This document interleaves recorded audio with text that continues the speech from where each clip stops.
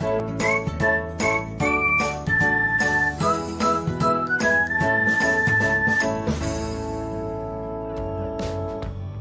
everyone, welcome back to another episode of Technologyglance.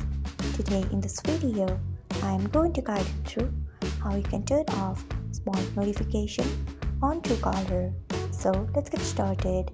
Firstly, open Truecaller app in your device, then tap on calls, next tap on three dots icon.